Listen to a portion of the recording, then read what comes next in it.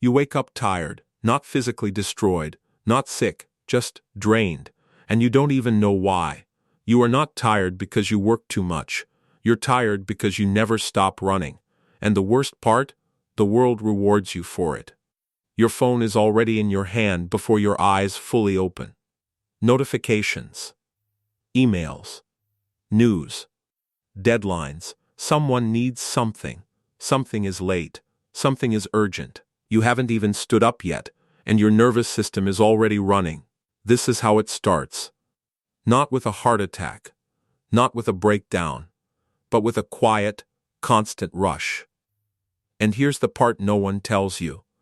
Living fast doesn't explode your life. It erodes it. Slowly. You think you're being productive. You think you're ambitious. You think this is what successful people do. Move fast, think fast, respond fast, decide fast. But what if the speed isn't power? What if it's panic? Look closely at your day. You eat quickly. You scroll quickly. You speak quickly. You decide quickly. You react instantly. Silence makes you uncomfortable. Waiting feels like weakness. And when nothing is happening, you create something to worry about. Because stillness feels dangerous. Why? Because when you slow down, you might feel something. That emptiness, that anxiety, that quiet voice asking, where are you actually going? So you run faster. You call it hustle. You call it drive. You call it staying ahead. But biologically, you are training your body to live in survival mode. Constant cortisol, constant urgency, constant low-level fear. And fear, sustained long enough, becomes identity. Here's the psychological trap. Speed gives you the illusion of control. When you're busy, you feel important. When you're rushing, you feel needed. When you're overwhelmed, you feel valuable. But that urgency? It's not strength. It's addiction. You're not chasing success. You're chasing stimulation. And stimulation is the cheapest substitute for purpose. Let me ask you something uncomfortable. When was the last time you sat in silence, without reaching for something? No music. No scrolling. No multitasking. Just you. If that question makes you uneasy, that's not weakness. That's withdrawal. Because your mind has been conditioned to fear slowness. And here's the twist most people miss. The fastest people in the room are rarely the most powerful. They're the most reactive. And reactive people are easy to control. The world rewards speed on the surface, but underneath, it feeds on your nervous system. Living fast doesn't just exhaust you, it makes you predictable, impulsive, emotionally fragile, and fragility is dangerous in a world built on subtle power games. You think you're moving ahead, but you're actually burning out in slow motion. And you don't even see it happening. Not yet, because the real damage of living fast doesn't show up all at once. It shows up when it's almost too late. You tell yourself you're just busy, that this is temporary, that once this week is over, once this project is done, once you hit that number, you'll finally slow down.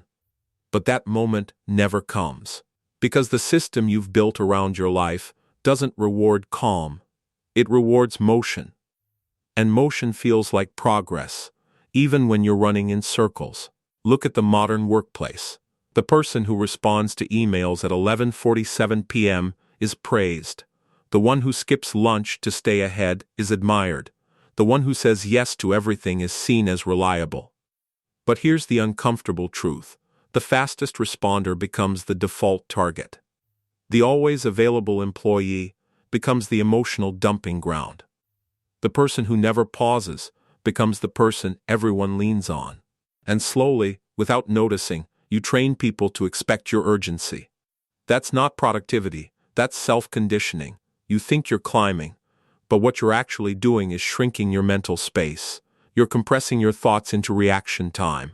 Quick answers, quick decisions, quick judgments, and when you live in constant reaction, you stop thinking strategically. You stop observing. You stop seeing the bigger game being played around you. And here's the spike most people don't see coming. The more rushed you are, the easier you are to manipulate. Because manipulation thrives on urgency. Need this now. Quick decision. Last chance. Don't overthink it. When you're calm, you analyze. When you're rushed, you comply. Think about toxic relationships, the partner who creates drama right before you leave for work, the sudden emotional crisis that demands immediate attention, the constant sense of, we need to talk, now. That pressure keeps you off balance. You're not responding from clarity, you're responding from adrenaline. And adrenaline feels powerful. But it clouds judgment. Living fast conditions you to chase that rush, to equate intensity with importance. If it feels urgent, it must matter. If it feels intense, it must be real. Wrong. Intensity is not significance, it's stimulation. And stimulation keeps you distracted from deeper questions like why you're exhausted even when you're succeeding, why you feel empty in quiet moments, why weekends don't restore you anymore. Because your nervous system doesn't know how to power down, it only knows go. Here's the psychological shift. Speed makes you visible. Calm makes you powerful. The person who pauses before answering commands attention. The one who doesn't rush decisions creates gravity. The one who isn't emotionally reactive becomes unpredictable, and unpredictability is a form of control. But to access that, you have to break the addiction. And that's where most people fail. Because slowing down feels like falling behind, and your ego would rather burn out than feel irrelevant. That's the trap. And it goes deeper than you think. Your body always collects the debt. You can ignore the tension. You can drown it in caffeine, noise, ambition. But the nervous system keeps score, and one day, it sends the bill. It doesn't announce it dramatically. It shows up as brain fog, irritability, a strange emptiness even when things are going well. You feel wired and tired at the same time. That's not weakness. That's overload. And here's where it gets dangerous. When you've lived fast for too long, slowing down feels wrong, almost irresponsible. You sit still, and your mind starts screaming. You're wasting time. You should be doing something. Someone else is getting ahead. That voice isn't ambition. It's fear of irrelevance. Most people never challenge it. They speed back up, they open another tab, send another message, create another task, because movement feels safer than stillness. But here's the psychological inversion. The person who controls the tempo controls the frame. Watch powerful people closely. In meetings, they don't rush to speak. They pause. They let silence stretch just a little longer than comfortable. And in that silence, others fill the gap. They reveal insecurity. They over-explain. They negotiate against themselves. Silence isn't empty. It's leverage. At this point, you might be thinking, if I slow down, I'll fall behind. That's the fear talking. Slowing down doesn't mean doing less. It means reacting less. It means choosing your response instead of being dragged by impulse. Imagine this. Someone sends you a provocative message. Instead of firing back instantly, you wait, not to play games, but to regulate, to think. That pause changes the entire dynamic. You're no longer operating from adrenaline. You're operating from control. And control is quiet. In toxic relationships, the one who reacts first loses power. In workplaces, the one who always says yes becomes replaceable. In arguments, the one who raises their voice reveals emotional instability. Speed exposes you. Calm conceals you. When you slow your tempo, something interesting happens. You begin to see patterns you were too rushed to notice. Who interrupts? Who pressures? Who uses urgency as a tactic? Who thrives on chaos? You stop being inside the storm and start observing it. That shift is subtle. But it changes everything. Because once you can observe the rush instead of drowning in it, you stop identifying with it. You realize you were never bad at handling pressure. You were just living in constant stimulation. And stimulation is not strength. Stillness is. Not passive stillness. Controlled stillness. The kind that makes other people slightly uncomfortable because they can't read you. When you slow the tempo, you don't lose power, You take it back. Once you understand that speed makes you reactive, the next question becomes dangerous. What happens if you deliberately slow down? Not laziness, not procrastination. Strategic slowness. This is where you separate yourself from the crowd that lives in constant urgency. Because most people are predictable. They react instantly. They speak too soon. They agree too quickly. They defend themselves before they're even attacked. And predictable people are easy to control. Here's a scenario. Your boss drops a last-minute task on you late Friday afternoon. I need this ASAP.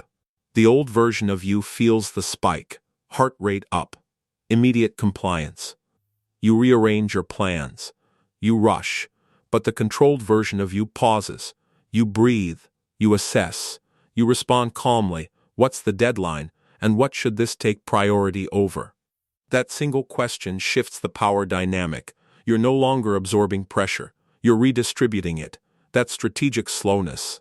In social situations, it's even more powerful. Someone tries to provoke you. A subtle insult. A passive-aggressive comment. Most people react instantly to defend their ego. They explain. They justify. They escalate. But you hold eye contact. You let the silence stretch. You respond minimally, or sometimes you don't respond at all. That lack of reaction destabilizes the aggressor. Because they were counting on your speed, they were counting on emotional movement. When you don't move, they lose footing. Here's the deeper psychology. Urgency is often a control tactic. Decide now. Answer me. Why haven't you replied? These are pressure hooks. If you bite instantly, you enter their frame. If you slow down, you stay in yours, and staying in your frame is dominance. Strategic slowness also protects your energy. When you stop saying yes automatically, you create space. When you stop over-explaining, you protect mystery. When you stop reacting to every notification, you reclaim attention. Attention is currency, and most people spend it recklessly. The more scattered your attention, the weaker your presence. The calmer and more deliberate your movements, the heavier your presence feels. People sense it. They may not articulate it, but they feel it. This doesn't mean you move slowly in everything. It means you choose your speed. You accelerate when it serves you. You decelerate when others try to rush you. You control the tempo. And the one who controls the tempo controls the outcome. But there's one final shift you must make. Because slowing down isn't just a tactic, it's an identity. This is where everything changes. If you treat slowing down as a trick, you'll eventually snap back to old habits. Under pressure, you'll rush. Under fear, you'll react. Under uncertainty, you'll chase noise again. So this can't be a tactic. It has to become who you are. The identity of someone who does not rush. Picture two people walking into a room. One moves quickly, scanning, checking their phone, speaking fast, laughing a little too loudly. The other walks in measured, observing, saying less, listening more. Without a single word, you already know who feels stronger. Calm is magnetic because it signals something rare, internal control. When you stop living fast, your mind clears. You start noticing your impulses before they control you. You catch yourself before replying instantly, before agreeing automatically, before defending unnecessarily. And in that microsecond of awareness, you choose differently. That's power. Living fast kept you in survival mode. Calm dominance moves you into strategy mode. You stop asking, how do I keep up? And start asking, what actually matters? You stop chasing every opportunity and start selecting the right ones. You stop responding to every message and start responding to what deserves you. You stop proving yourself and start positioning yourself. Here's the final shift most people never make. You realize time is not your enemy. Urgency is. The world will continue to scream. Deadlines will still exist. People will still try to rush you. But you no longer absorb their tempo. You create your own. And when you move at your own pace, something unexpected happens. Your decisions improve. Your emotions stabilize.